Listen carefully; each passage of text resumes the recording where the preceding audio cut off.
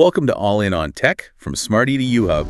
This is episode 14, and today we're talking about ASML, the invisible monolith of the AI revolution.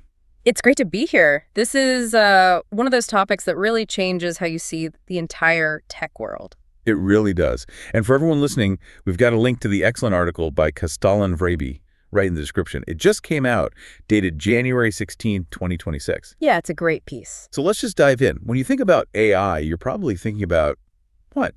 Silicon Valley, right? Gene AI, maybe some cloud platform. Right, you think about the software, the algorithms, the big American tech giants. But the source material for today makes a pretty bold claim. It says none of that, none of it would exist without a single company in this small, kind of rainy Dutch town called Veldhoven. And that's the twist. The entire thing, the whole global AI engine, it all comes down to ASML. That's Advanced Semiconductor Materials Lithography. They're the foundation, the invisible, indispensable foundation. And it's not like they're just a major player.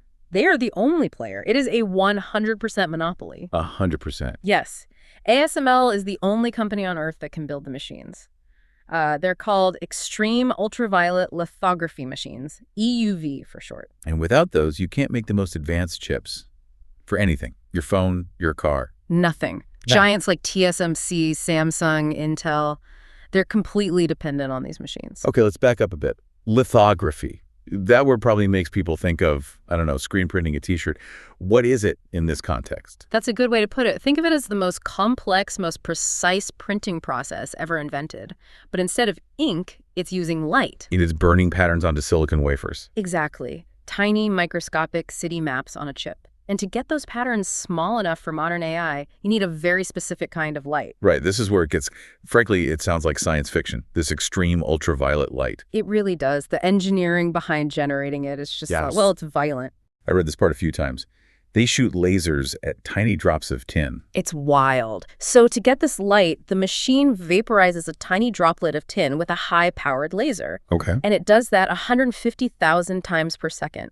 Each time creating a plasma that is literally hotter than the surface of the sun, over 200,000 degrees Celsius. Inside a machine that has to run 24/7. Mm-hmm. How does it not just melt? Unbelievable precision. And that light has to be controlled. It's directed by these mirrors made by Zeiss, which brings us to that amazing analogy in the article. Oh, the Romania analogy. I had to read that one out loud. Me too. So if you were to take one of those mirrors and blow it up to the size of the entire country of Romania, the biggest bump, the largest imperfection on its surface, would be less than a single millimeter high. About 0.82 millimeters, to be precise. That is just... It's hard to even wrap your head around that. And that's why a single machine costs around $400 million. So how did we end up here with just one company? I mean, surely others like Nikon or Canon were in this race. Oh, they were. Back in the 80s, ASML was a tiny joint venture.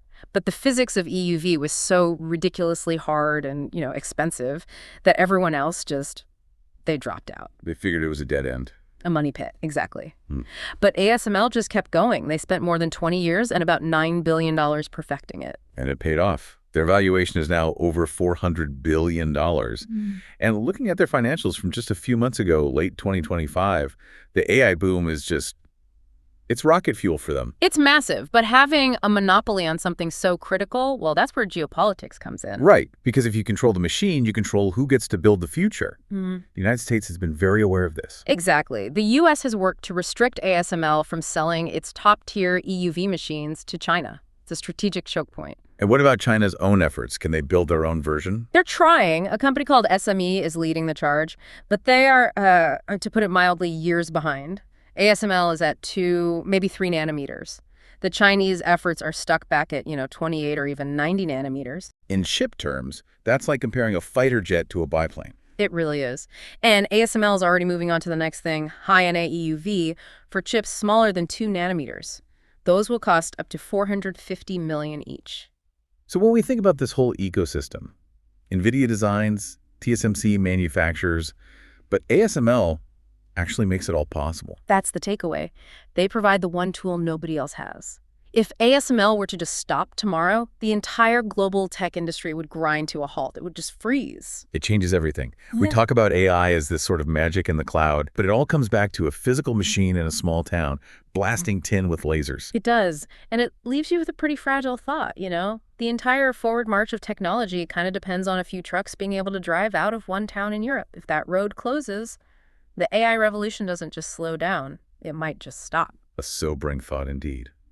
Well, that's all the time we have for this deep dive. We hope you'll like and subscribe to the Smart-EDU Hub channel to be the first to hear our new discussions. And please don't forget, the link to that amazing article is right there in the description below. Thanks for listening. Goodbye. Go ahead.